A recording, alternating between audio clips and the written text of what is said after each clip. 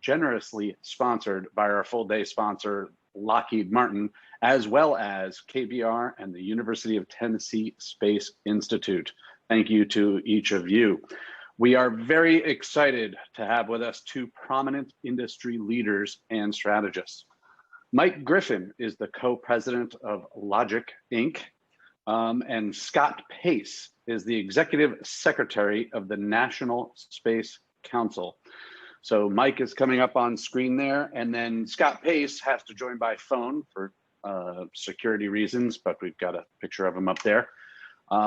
So with both of you in here now, we've talked about this a little bit, but over the past 3 days, we've heard a lot about the significant efforts to get humans back to the moon and to Mars and beyond. We've also heard a lot about fiscal considerations of exploration and commercialization, international collaboration we talked about, and we've discussed a lot of policy and regulation from a variety of viewpoints. So now it's your turn. We would love to hear from each of you, your thoughts on what all of this means for the future of space exploration, commercialization, defense, and of course, policy development, since you both have had and continue to have very influential roles in that arena. So I'll turn it over to you. Mike, do you want to kick it off, or Scott? Either one of you, take it away, and be sure to unmute. Thought we agreed Scott was kicking it off. There you go. So Scott, happy to hear your thoughts. Sure, thanks.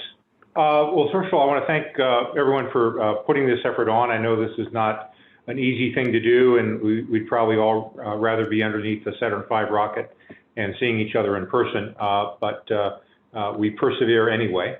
And as the industry has with the entire COVID pandemic, we of course have been concerned about the health of the space industrial base and keeping programs on track. And I have to say the space industry has done relatively well, not unscathed, but has kept programs on track, kept launches on track, and money continues to be raised, private sector, so the economy has been doing well in the space sector. So the things that have been done in the last 4 years, and I think it's obviously at the end of a first term, it's reasonable to do a little stock taking, that this administration has accomplished a lot in 4 years.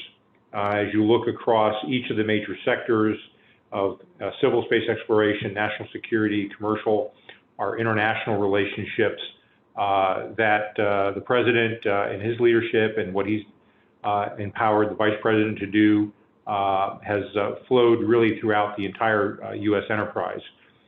So we have a program for returning to the moon and going onward to Mars. We have hardware being cut and equipment being tested and plans underway. We also have national security with the Space Force. There's been a broad recognition of the necessity on a bipartisan basis for a Space Force and what it means both today and for the future. The commercial industry has been doing well, as I said, even under the pandemic. We've made progress on regulatory reform, streamlining rules for licensing commercial remote sensing systems, updating rules for commercial launch. Initial expectations were it would take 5 years to do that. The FAA has been able to do that in 2. So there'll be some meetings next week with industry as people, of course, dig through all the implications of those new regs. Internationally, we went from a period where people were wondering whether the U.S. Was going to be a good partner to work with and not really sure how they could participate, to where we have multiple countries working with us, not only on the space station today, but wanting to work with us at the moon. And as evidence of that, the Artemis Accords, which I'm sure you all heard about, lined up the first tranche of countries. More are coming. And so when you go to international space conferences today, the discussion is how do we work with the United States, not whether. Briefly, the items that I think might be of most interest to this audience. The HLS program is probably our top priority for the NASA budget. We've announced, NASA has announced a selection of 3 companies to design and develop the first human lander systems for the moon since Apollo. And those programs are underway and looking for a down select. I'm sure you all have heard a bit today about those different companies. And following the base period, NASA can select up to 2 contractors to proceed. Obviously, there's concern about continuing resolution, how we keep work going on. There's concern about funding in the FY21 budget, which is important to keep the program on track toward the 2024 landing date. But the contracts are out there. People are working. As I look across all the different elements necessary for returning to the moon, Orion's in place. SLS is working. We're going to be having the green run next month. HLS contracts are awarded. Suit design is going on. Ground systems are prepared.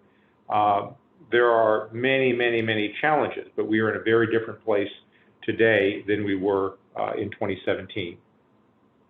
And assuming the funding can be provided, the initial contracts for bending metal can be awarded early next year.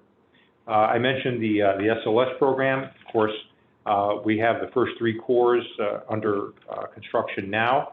Cores 2 and 3 have been proceeding more smoothly than the first one. As you might imagine, the first unit is always the hardest to do. Going to be putting through stress test in this next month. 6 of the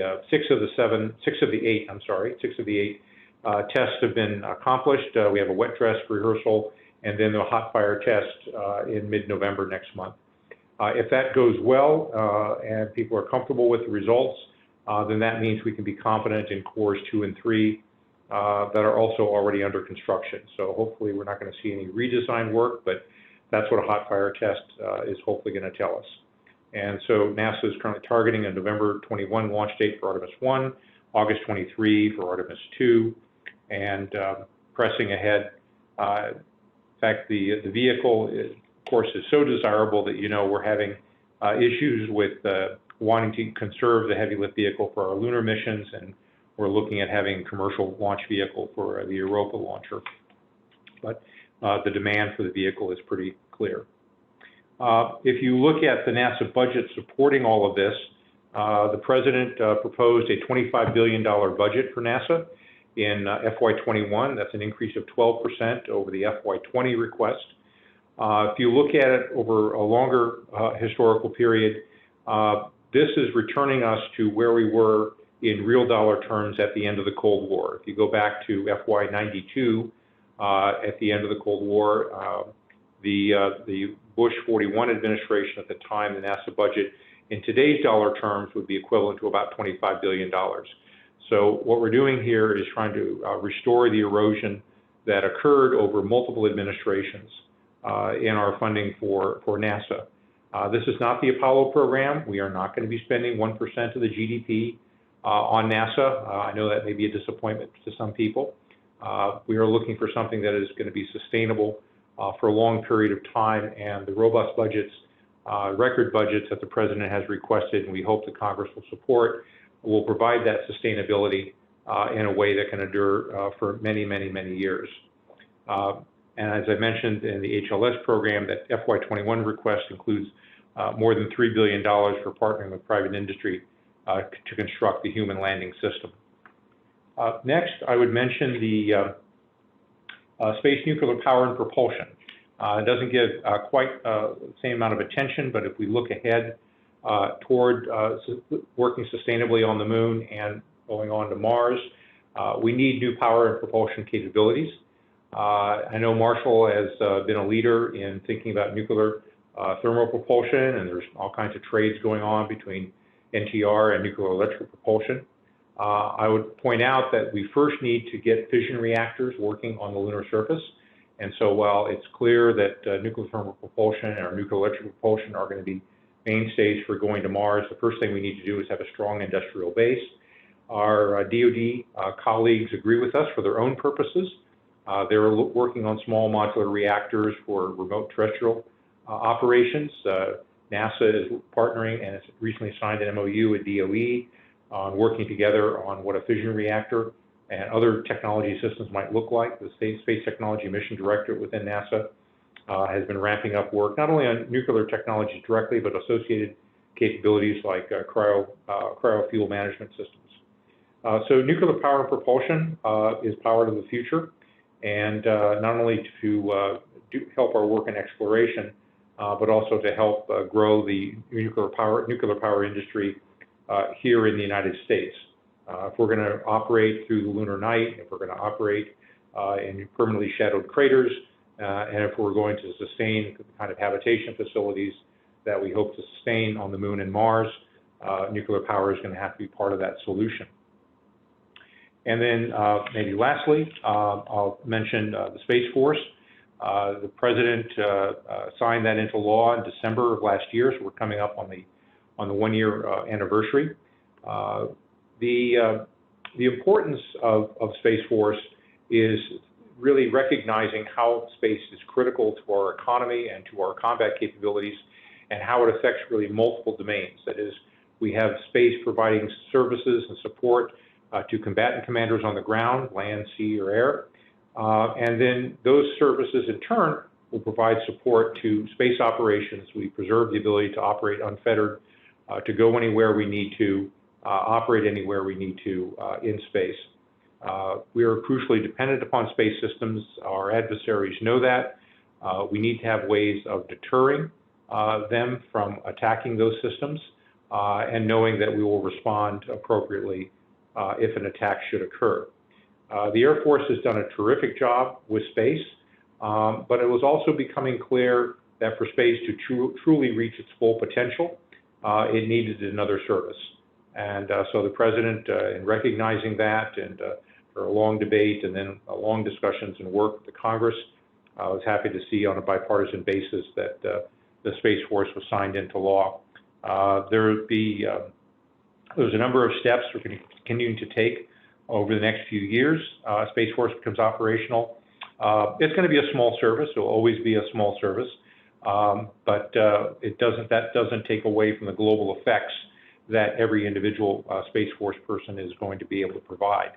I should also point out that in all of these areas, I keep using the word sustainability. And when sustainability can be things like technical sustainability or budgetary sustainability, but it's no surprise for a policy person, the most important sustainability I think of is policy sustainability. We've all been whipsawed by changes in policy over the years in different directions. And on one hand, people do feel passionately about space, and that's great. On the other hand, instability is something that prevents us from really making progress. So what we've tried very much to do to ensure policy sustainability is to make sure that all of our actions, deregulation, exploration, international partnerships, national security, are all in line with enduring national interests in a very nonpartisan way, that these are the interests of the United States, not the interests of any particular person, individual, party, administration, or Congress, and that we are doing what we believe is in the best interest of the United States over the long term. And we believe that with that orientation and that explanation and rationale, that we'll have the kind of sustainability that I think we've all long desired to make real fundamental progress in our space endeavors. With that, I'd like to pause and turn it over to Mike, and he can explain where I'm wrong. Over. Well, thanks, Scott. I'm not going to be the one to explain where you're wrong, because you and I have been colleagues in one way or another for 30 years, and it's always been hard to find any air gap between our positions, and today isn't going to be that day. A couple things I might mention along the lines of what you were talking about before we let our moderators toss in some questions. You mentioned civil space exploration, but you didn't mention what I think is one of the most important facets of civil space exploration, rarely commented upon. And that is that it really is, in my view, a piece of our overall national security picture. I had the privilege of testifying on a couple of occasions with the late Neil Armstrong. And on one of those occasions in 2010, Neil said, reminding the Congress that a nation which can do other things or lead other enterprises that others simply cannot do, he said that's a nation that other people are reluctant to mess with. And I think that should be uppermost in all of our minds. I think all of our listeners know I've served on the national security side, the civil space side, as have you, Scott. And we in the United States and also among our Western allies, I think, make the mistake of differentiating between civil capabilities and national security capabilities, and our adversaries don't.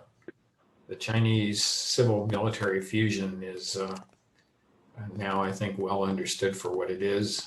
And the Russians have never given up their strategic rocket forces. So just to emphasize that point,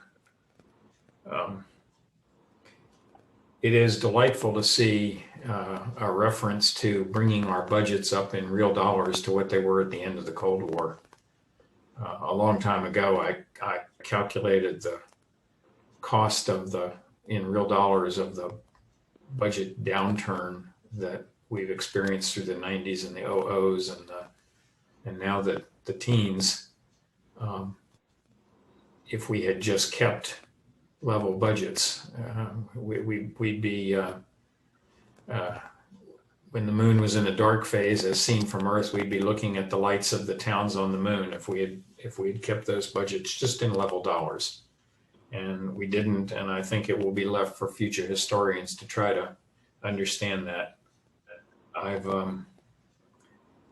often wondered what it would have been like to be a fly on the wall of the Kremlin in Soviet times when the intelligence came back that the United States was abandoning the moon after having spent in then-year dollars, 21 or $2 billion to learn how to do it, $3 or $4 billion doing it, and then decided, okay, we're done. Those are the kinds of decisions that, if they can be explained at all, have to be explained by historians because engineers can't get there. I appreciated the reference to heavy lift. We are going back to the moon, and the by far more cost-effective and reliable approach is to maximize the use of any rocket we launch. So I will be waiting with bated breath for the first launch of the heavy lift, and of course the green run coming up shortly will affect that. Scott, you and I are in print on the value of heavy lift in an editorial we wrote, co-authored several years ago, and I'm hoping, crossing all fingers, that comes to fruition. Again, if we're going back to the moon and when we later go on to Mars, we're just not going to do that with solar power alone.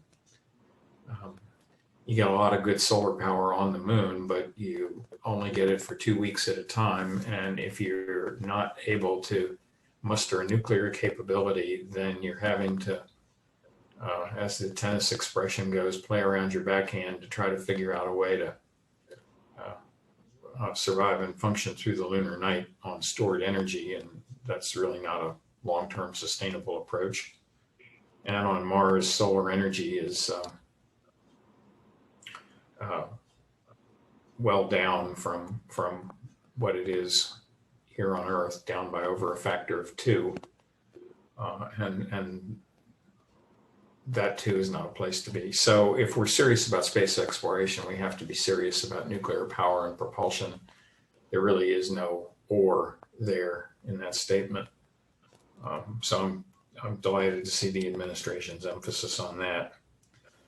And above all else, policy sustainability. I alluded to that a moment or two ago when I said if we had just kept going in constant dollars and if we just had not abandoned the capabilities we had 50 years ago, think about where we'd be. I was asked to write an essay on that some years ago by Aviation Week in Space Technology and did so for their online edition. And I'm told it was one of the more heavily accessed links that they had. I hope so. It was mostly a piece looking back at what we could have done with level budgets and I'll say level policy. So of all the things you mentioned, Scott, and that I would choose to mention, policy sustainability, that it is the desire of the United States to be the leading spacefaring nation, and that we're going to invest a portion of our treasure in so doing. I think that's critical. I'll close with I'll close my opening remarks with the comment about the Space Force. Of course, when I was in the Pentagon just a few short months ago, and was one of the strongest proponents of the creation of the Space Force and the Space Development Agency, which will eventually go under the Space Force. I think that's we're past due to recognize the criticality of space to national security and international security through the creation of such a force. And I'm quite pleased to have that, have been around while that occurred, and possibly to have helped in some small way. Beyond that, I'd like to mention, before getting off the stage, the critical importance of international allies and partners in these efforts. One of the great things that President Reagan did was to declare that we were going to build a space station and that we were going to do it with like-minded partners.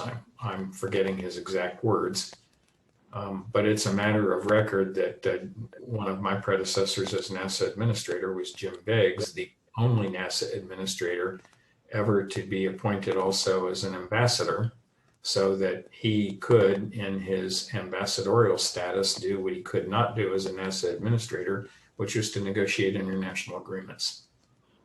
President Reagan recognized the importance of giving our putative allies and partners a place on our side of the fence to join if they wanted to participate in space exploration and development, rather than in those days consigning them to the Soviets as the only choice. We need to be like the neighborhood where there's one family that has a swimming pool in the backyard and all the kids want to come and play in that pool. That's not the way it is anymore. Many nations have strong space capabilities, but none stronger than we here have. And it's an attractive center for the kind of nation we want to be and the kind of world we want to help build. So let's not leave our partners out of either the national security side of space or the purely civil space science and exploration piece of it. Let me stop with that, and let's go to the questions that our listeners would like to ask, if we still have any listeners late on the last day. No, we definitely do. We've got a good bunch of listeners out there. Yeah, and we've got a couple of questions coming in, but maybe I'll start with this. Administrator Bridenstine talked about having a mandate, and then in the session right before this, the constancy of purpose idea was talked about a little bit, and they talked about the impact of the National Space Council. About every speech I gave, constancy of purpose. Right. Yeah. So it might be an obvious question, but in the era of short-term administrations and frankly short-term thought, how do we keep the momentum that we have now going across all of these things? Administrations, technologies, funding. How do we keep that and balancing all of the things that we're talking about, science versus human exploration versus defense? How do we keep that momentum going? I'll put that to you first, Mike. Well, I'll offer a couple of thoughts that I've been offering for decades, and many have heard those. My first thought is that until we understand the strategic criticality of space as a domain that humans are now barely able, but able to access, like air and sea and the great land empires of the past, until we understand that space is fully equivalent to those prior domains, we're going to be afflicted by this short-termism. The analogy I was always fond of using is a new president comes in and might increase funding for the Navy and the Air Force, or decrease funding for the Navy and the Air Force. We might buy a new carrier or we might not, but nobody questions whether the Navy and the Air Force and the Army and the Marines are going to continue to exist. Nobody questions whether we're going to continue to have a post office. Why is the space program always up for grabs? Rhetorical question. And the second thing, talking about the sustainability, constancy of purpose, and as Scott wrote or talked, policy sustainability. I guess it comes down to a question of, do you self-identify as an American or as a Democrat or a Republican? I self-identify as an American, and I've, felt that way my entire life.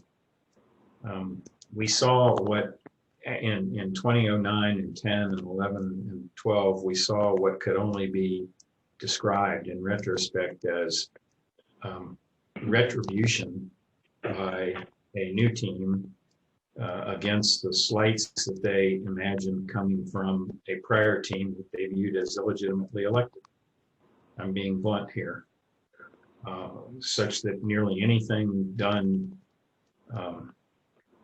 under Scott's and my time at NASA had to go away because it was done by the wrong party. If we carry that pattern of behavior into the future, we literally will be watching as our adversaries, we'll be watching on TV as our adversaries explore the solar system. I'll stop. Yeah, I would sort of add there what keeps things going. I think the number one issue is execution, first, second, and third. That it's been my observation in the days when earmarks occurred, and maybe they're coming back, but they went away for a while. But for those who remember earmarks, they tended to occur against programs that people didn't think were that important, or which they could in fact be messed with. So you didn't see maybe earmarks against, say, safety programs, but you saw earmarks against maybe education programs or outreach or other things that were seen as more fungible. So you have to make a case for the criticality of what you do, and then you have to make a case for your executing on those critical needs in order to make sure that you're not used as a source of earmark or as a discretionary item that can be repurposed for some other higher use. In terms of optimism, I would actually say that a lot of space is now in the category of, well, it's like the Navy. No one is going to debate whether we do it or not.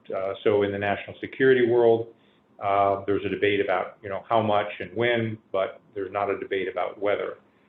In science, exploration, in scientific areas of space, again, there's a debate. But if you look across the decadal surveys and the communities, of course, there's never enough money to do all the things communities want to do. But again, the idea that we're going to have an astrophysics program, we're going to have an earth science program, we're going to have a planetary exploration program, that isn't really up for much debate. The area that comes in for the most debate tends to be human spaceflight. And I think that when human spaceflight has been successful in being sustainable, it's when it's aligned itself with enduring geopolitical interests. It was true for Apollo at the time. It was true in the creation of space station to align emerging space programs in China, from Japan and Europe with us, and Canada. It was a decision to bring Russia into the space station program and the Clinton administration to symbolize a post-Soviet relationship. These are all major geopolitical reasons. And I think as we are realizing the criticality of space for ourselves, part of the national security approach is to develop rules of the road, norms of behavior, best practices, whatever phrase you want to use, for how responsible nations are going to be behaving in space.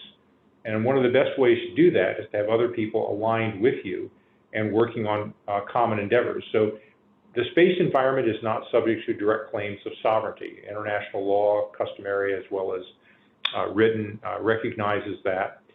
Yet this domain is something that we're critically dependent upon. So what do we do for something we're critically dependent upon, but which we cannot directly control? Well, we've got to get other sovereign countries to align themselves voluntarily with us. We have to be worthy of respect. We have to do things that no one else can do. And most importantly, we have to provide opportunities for those people to then work with us so that they voluntarily align themselves with us. And that our norms and our practices dominate in this domain, just as our norms and practices have dominated on the oceans in the air. And this is the way we seek to advance not only our own security, but those of our friends and allies. As part of that, I want to note maybe a particular example that we should be thinking about, in addition to Artemis and lunar and Mars exploration, is the space station program. Space station program has been permanently manned since 2001. First module went up in '98. It's near the end of its life. We don't know whether that end is 2024, 2028, 2030, but it is toward the end, not the beginning or even the middle. And if you're not planning on what to do next, you're planning on going out of business. And we have, I think, spent too much in blood and treasure to produce a toehold in low Earth orbit to simply give that up or to see it replaced by the Chinese or other country.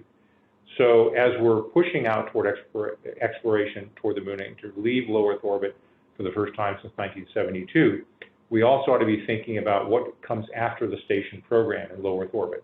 We're still going to need places to train. We're going to need technology development.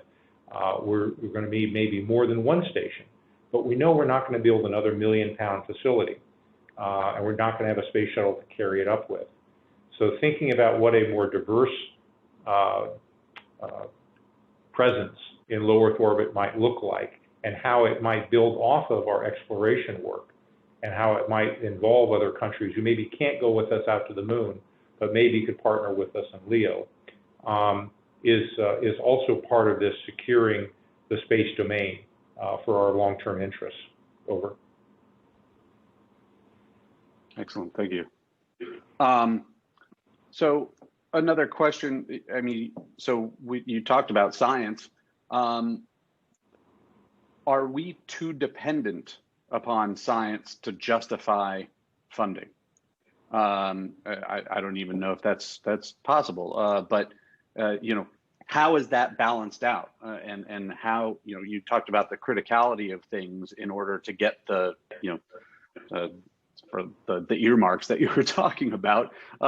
You know, so how dependent should we be on science for funding as opposed to other strategic initiatives? Sure, I'll try this and then maybe Mike can comment. So I think you first have to look at science as, again, as a part of a larger whole, that you could look at science funding as simply a special interest group that you want to placate somehow and hopefully provide the minimum amount of money necessary to keep them from being too upset and check the box that way. Or you could look on science as an opportunity to achieve larger national interest. For example, if we're going to have a sustainable presence on the moon, well, we absolutely need to be able to use local resources. We don't know enough about those local resources to really judge their effectiveness. We have a lot of scientific work that needs to happen first, hopefully through robotic programs and commercial involvement like CLIPS to enable that. As we do more exploration work for strategic reasons, there will be more opportunities for science. But science is something that's a supporting function. It's only at the most basic levels is it something that you support, you know, sort of in and of itself. I don't think we're that dependent on it. I think the scientific community has been actually extremely helpful in working with exploration. You know, it's two wings that you need to fly with. And I can't imagine a NASA that did not have a strong science component to it. Certainly lessons learned from the robotic science community, I think have lessons that could be applied of value to human spaceflight. But a favorite quote, I don't know if Mike first made it or some friend of ours made it. We have to remember that Darwin, his explorations, had a cabin on the Beagle. He didn't own the whole ship. And so we make a place for science in what we do and where we explore, and we always should. That doesn't mean that they own the entire Navy. It just means that they're part of the enterprise. Over. I don't have anything sensible to add to that. I agree with everything Scott said. I agree. And I guess a continual struggle there is, okay, well, how much of the ship does science get, right? And, you know, especially when we're talking about lifting of mass and how much it costs and how important it is to each, any given mission, and how much of the human factor is involved. Well, during the Apollo era, science viewed as not just a year at a time, but as an era, science had approximately 17% of the budget. And I would argue that some of the most groundbreaking work we've ever seen in science, space science, came out of that era. Now science is, I think, more than a third, last time I checked. But I'm not trying to pretend my pencil's that sharp. The issue of what the proportions ought to be has gotten to be a debate that's, I think, out of whack. We ought to look at what it is we want to do and then budget the funds accordingly.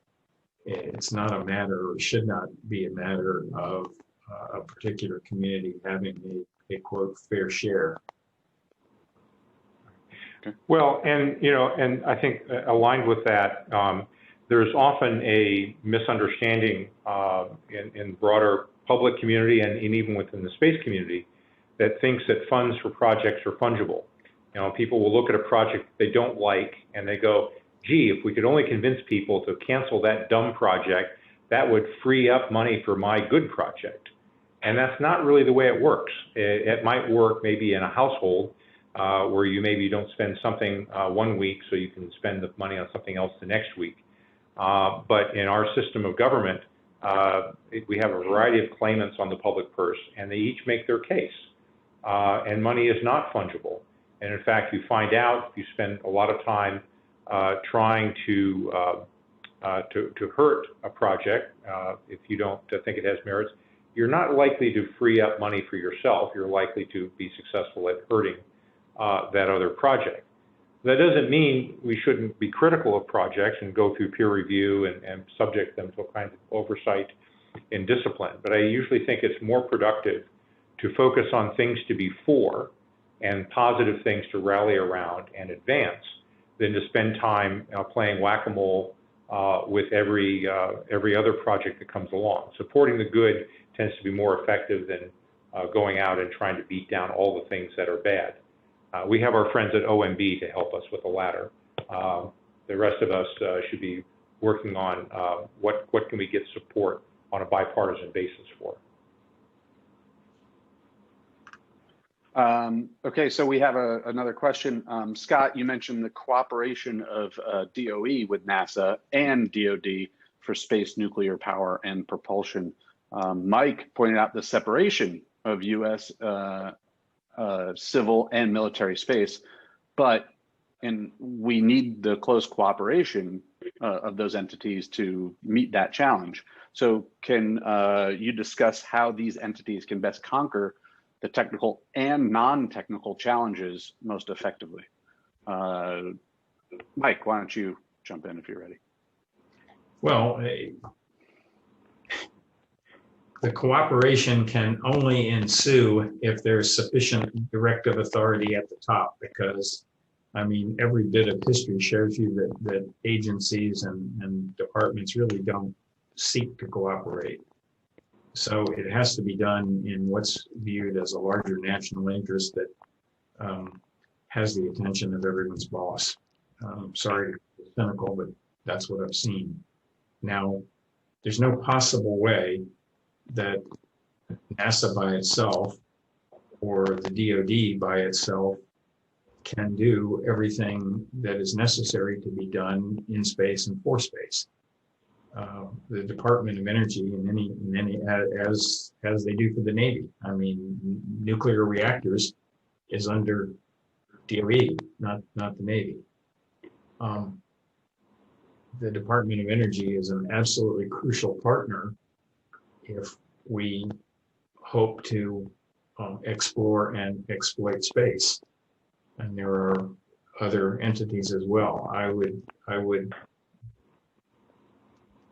want to defer in the long run to some of the medical establishments that we have in the government for life science research and participation and such, learning how to keep astronauts safe in the future, because their perspective will be much broader than that the NASA life sciences can bring to bear, as excellent as they are have been.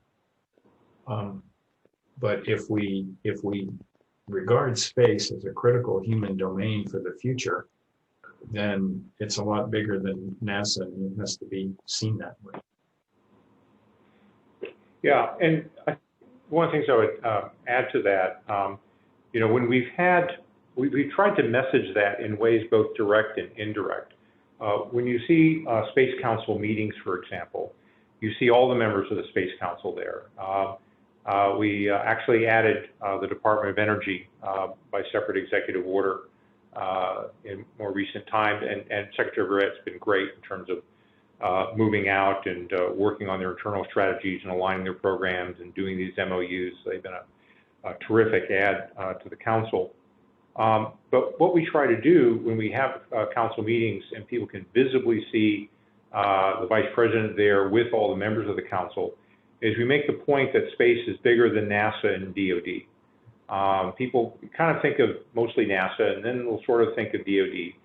But then the roles that the Commerce Department plays, transportation, energy, State Department, Joint Staff, Intel community, these all have parts of the enterprise. And I think it's important both domestically and internationally for people to see that whole of government approach, because it then makes, I think, for better discussions when we say why people should partner with us for a range of reasons.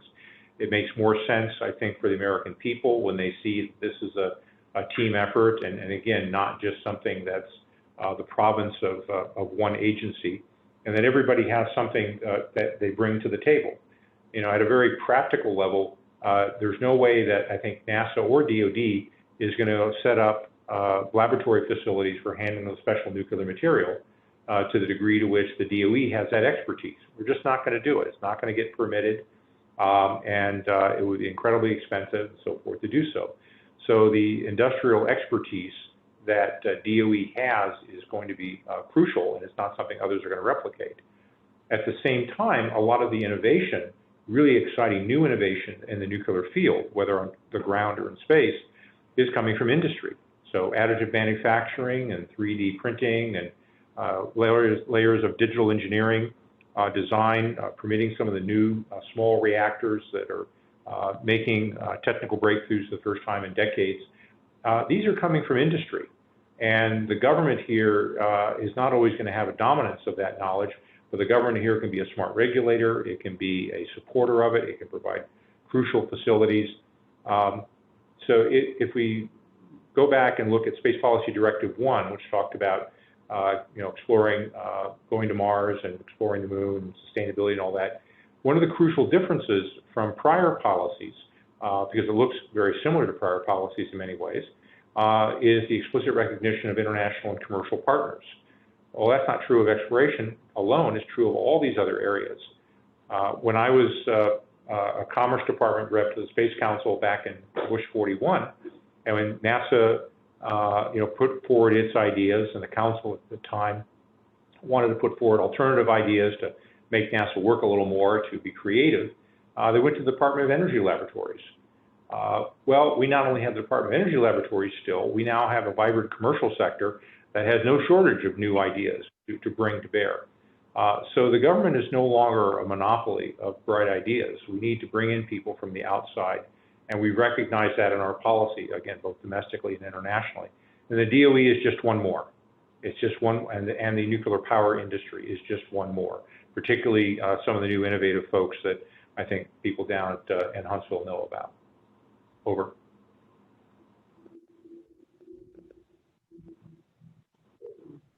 Very good.